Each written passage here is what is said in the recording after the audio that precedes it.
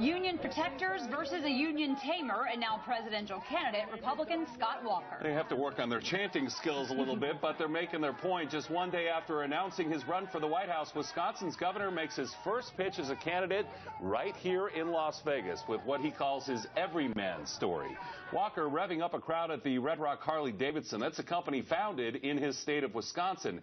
He spent much of his speech telling Nevadans about his accomplishments. Among them, taking on public sector unions, lowering taxes, and getting rid of a tenure system for teachers. News 3's Jeff Gillen taking it all in right in the middle of the campaign stop for Walker at that bike shop. And Jeff, Walker is no stranger to Harleys. He, in fact, has one himself.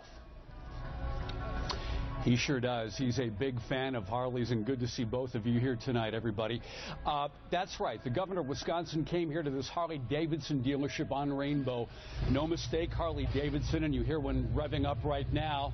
Harley-Davidson, a good Milwaukee company and a good backdrop for a governor trying to sell Midwestern and conservative values. Nothing says Scott Walker like jeans, Harleys, and good old-fashioned Midwestern talk. I'm Scott Walker, and I'm running for president, and I'm asking for your vote. This, the Republican governor's first campaign stop since he officially threw his hat in the ring yesterday in suburban Milwaukee.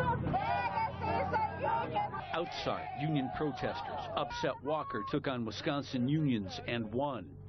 Inside, a governor who survived a recall, won 3 elections in 4 years, and who wears his union scars like a badge of honor. We didn't back down. We stood up and won those battles. Red meat for this crowd that included Mike Jones. I was a union representative, and I sent money to Walker to fight the unions in Wisconsin. For half an hour, Walker trumpeted his conservative successes. And in my state, you need a photo ID to vote because we want it easy to vote but hard to cheat. If he's elected, he laid out his agenda. We need to repeal Obamacare entirely. And on foreign policy, Walker would scrap the deal with Iran.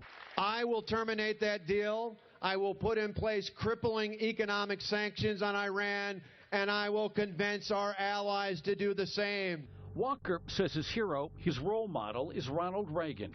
The world must know that there is no greater friend and no worse enemy than the United States of America. A line and an ending that would make Reagan proud.